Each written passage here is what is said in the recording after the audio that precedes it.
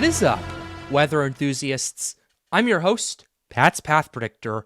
Let's get right into the weather. All right, so here's the situation we have for you, ladies and gentlemen. We have quite a bit to go over for you guys today. We have more model runs that are potentially calling for some tropical development. We're looking at an increased chance of some sort of precipitation and some very gusty winds for parts of Florida.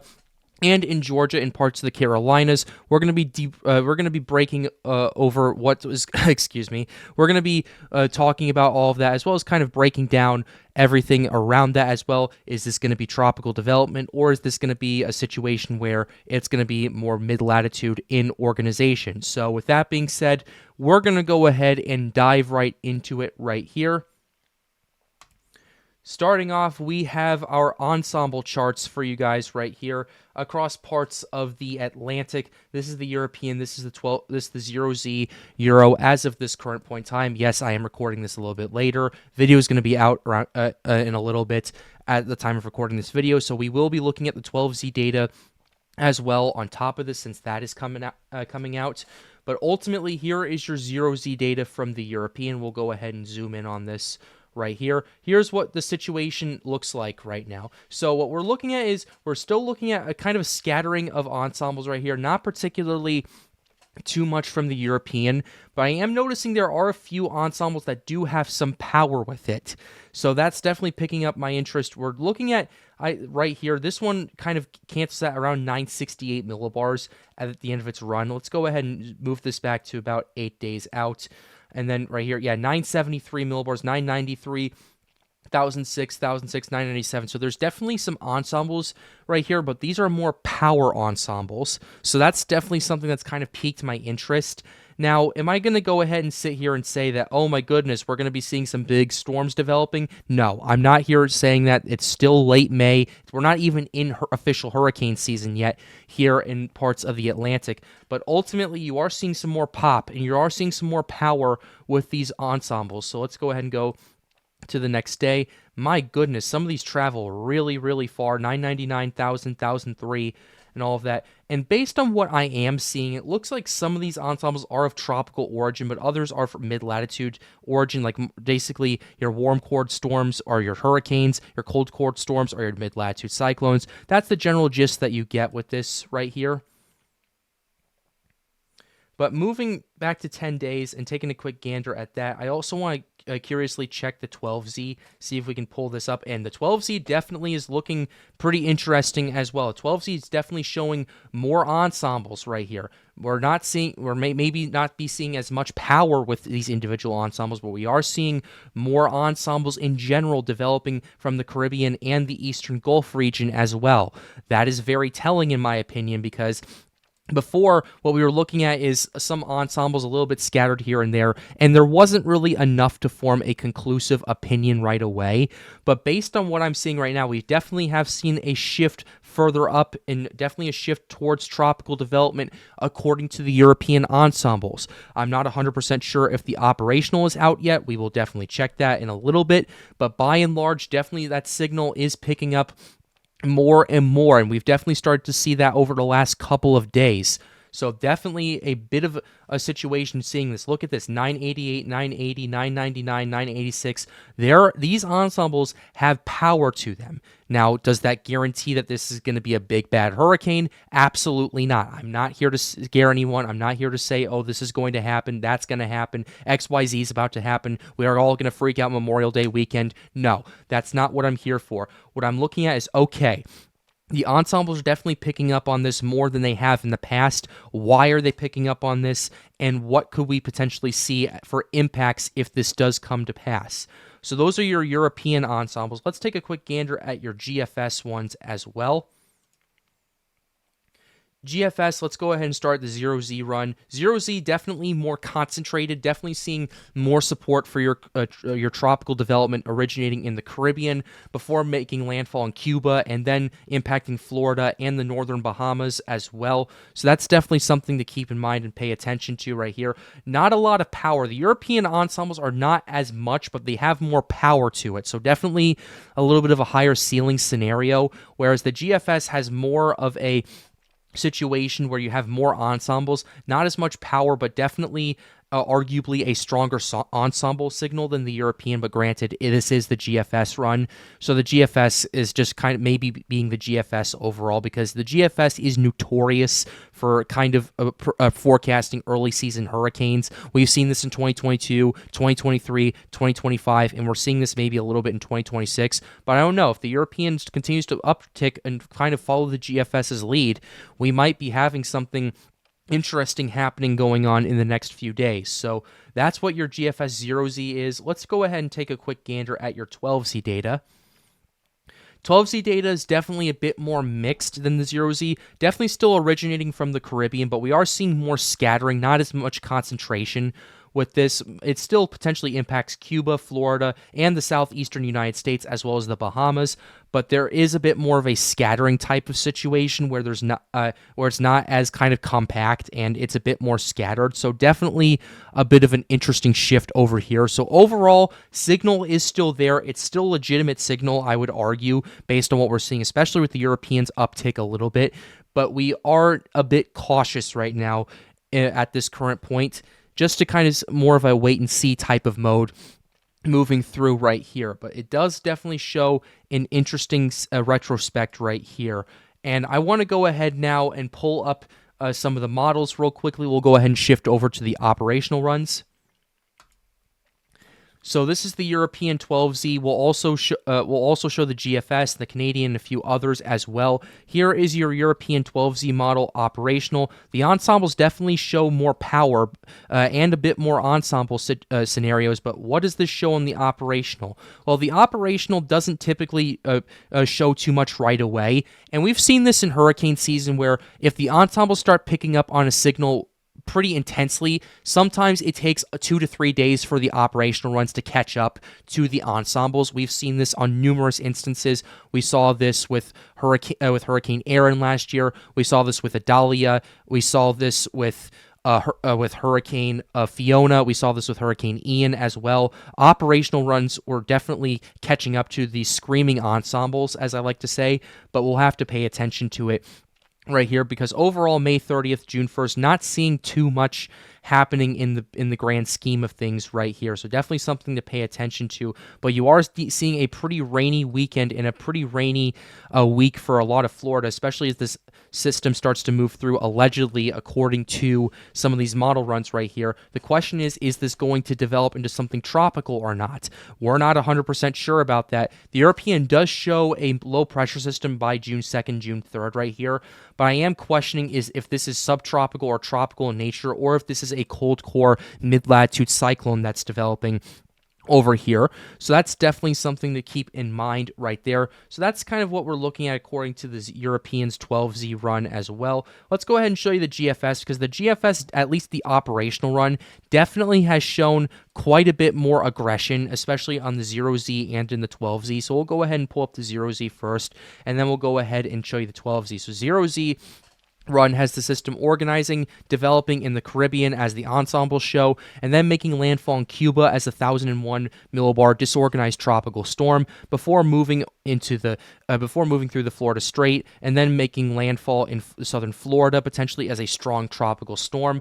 I'm a bit skeptical, obviously, on the intensity of this, mainly because there's not really many ensembles that show this kind of intensity compared to the operational run. And just for my fancy, I want to go ahead and zoom in on this real quickly. Let's go ahead and zoom in into the western tropical Atlantic, and I want to take a quick look at your main sea level pressure winds with this. So you're looking at this 993 pressure. It looks like you're maxing out about 50 to 55 knots, which would make it a 60 to 65 mile per hour tropical storm, according to the GFS right here. Personally, I have a few problems with this, obviously, mainly because we need to look at the water temperatures, we need to look at the shear, we need to look at dry air aspect of this as well. So hold your horses before we say, oh, this is going to be a big storm for Florida, because I do think you're going to definitely see some impacts from this, but is it going to be a tropical system or not? Is it going to actually develop and cause worse impacts or not? And that's the main thing I'm trying to get to this. So 50 to 5 knot winds, which is 60 to 65 miles per hour. Then it moves through across parts of the Bahamas, and then it starts to emerge in parts of the Atlantic right here, potentially transitions to an extratropical cyclone. So we're going to want to pay attention to that as well, according to the 0Z. Taking a quick gander at the 12Z, as we were seeing on the ensembles, definitely a bit of an interesting shift for sure. So the system does still organize and develop in the Caribbean, a bit further to the west and a bit more disorganized, as it moves through Florida and parts of the Bahamas. 1,002 millibar system. I will admit, if this does seem a bit more realistic compared to the 0Z, and if we do see a scenario where this happens, this to me looks more realistic, at least in terms of intensity, in my opinion, primarily because of the factors that are going against it, but still, we're going to have to keep an eye on it for the foreseeable future. So that's what we have for your GFS run as well. So that's kind of what we're looking at. Taking a quick gander at the Canadian run right here. Canadian run doesn't really show too much right now, so we'll go ahead and kind of show you that as well. Not too much is going on in terms of the tropics right here compared to the European and the GFS, so we'll have to keep an eye on that and see if the Canadian catches on to this as well. But we have the AI European and the AI GFS as well. Just out of my curiosity, I want to see what the AI GFS does in comparison to the AI, not the AI European, but rather the regular GFS. So let's take a quick gander at this right here. Kind of, you have your system right here. Let's go ahead and go to 168 hours out, and then we'll go ahead and pull up the regular GFS as well, 168 hours out. So AI model for the GFS doesn't really show too much happening at that current point. It's going to the 18Z as those miles are ticking in. So I'm a bit skeptical. Then again, the GFS runs aren't nearly as high resolution as the regular runs are, so definitely something to keep in mind and pay attention to moving forward. What's the European AI going for as well? Not showing too much either, although it definitely is showing a bit more activity similar to the GFS, although this one right here, I'm questioning whether this is a mid-latitude cyclone or not, so we'll have to pay attention to it, and we'll continue to keep you updated as time continues to progress. So now, let's go ahead and ask the million-dollar question. The models are kind of getting a little more excited about it. Is this a legitimate signal, which we already answered, it most likely is. Is this actually going to happen? Then the answer to that question, we have to go to our water temperatures, OHC, wind shear, and a few other aspects. So let's go ahead and start with our water temperatures and then break it down from there. Here is our water temperatures right here for parts most of the Atlantic Ocean right here. We always look at this and as we continue to do our tropical analysis. So this is what we're looking at least in terms of the initial development. It's going to be in about 28 to 29 degrees Celsius waters, which is about 82 to 84 degrees Fahrenheit for those of you who do live in Florida and do not use the metric system. And those are more than warm enough waters for any sort of tropical development on their own. And I talked about this and half joked about this in the last video. Oh my goodness, that means we're going to be seeing quite a bit of tropical development. We're already primed for it. At least in terms of the water temperatures, to some extent we are, but you also have to take into consideration the other factors as well, because if hurricanes just ran on warm water and we didn't take shear and dry air into account, then you'd be right. Any kind of storm could definitely blow up there and cause even really big problems over there. But you also have to take a look at the ocean heat content. Here is our OHC. OHC values initially are favorable for tropical development. Up to 100 OHC in parts of the northwestern Caribbean Sea over here is definitely nothing to scoff at. That right there is only going to continue to increase as the season continues to progress. So that's definitely something to pay attention to. And if we do see some early season development, its best shot of it, at least in terms of water and OHC, will be in this area right here, along with the loop current in the Gulf region as well. So that's definitely something to pay attention to. And especially as we get later into the season, this is also something that you're going to want to watch out for. Now let's go ahead and take a quick look at the wind shear and the moisture component and a few other things in relation to this. So let's go ahead and pull up the European model right here. We're going to go ahead and show the shear, and then we're going to go ahead and show a few other aspects. You know what? We're going to stick with the Western Atlantic region right here. This is more synoptic, so we can definitely work with this as well. So here's your bulk shear, 200 to 850 millibar bar right here. So here is your modeled shear according to the European. This is what we have currently right here, parts of the Caribbean, mainly the classic Caribbean graveyard look right here, and the classic MDR graveyard right now for late May and early June. So why are we looking at potential tropical development? Well, we talked about in yesterday's video that there might be a potential break in the wind shear that could cause some tropical development to take shape.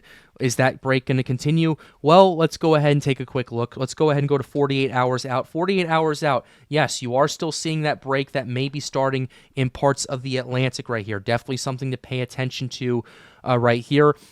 I'm going to want to keep a very close eye on this as well. But by and large, that break doesn't necessarily last longer than 24 hours right here. It does actually start to degrade a bit more. Normally, with the breaks, you start seeing this starting to kind of re-strengthen within 12 to 24 hours. But 24 hours after this break starts, you're definitely seeing less shear, and you might see a potential opening starting May 27th, May 28th, May 29th even, going forward. So as we get to 96 hours, definitely seeing less shear across the Gulf and the northwestern Caribbean. So if it wants to develop, it has to take that opening before the shear starts to come back in. And yes, that does start to happen by the early hours of the 29th, but it's rather scattered, and you're looking at least on average, about 30 knots of wind shear. 30 knots of wind shear is still pretty strong and can definitely tear apart a tropical wave that is trying to develop. I'm not saying that 30 knots of wind shear is the key for it to develop, but what I am saying is less shear equals a higher chance of tropical development,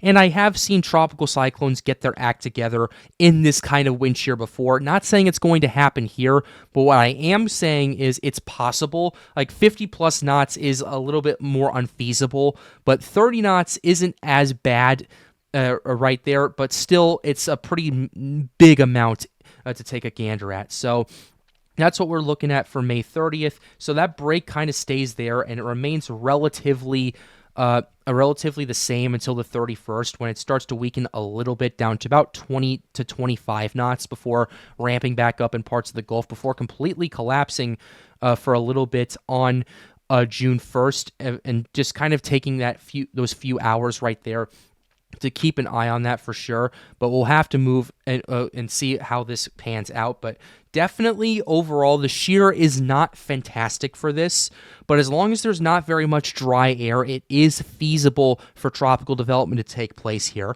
Am I saying that this is going to happen? Absolutely not. But I am saying that there is a more likely chance than what we would otherwise say that this could potentially happen.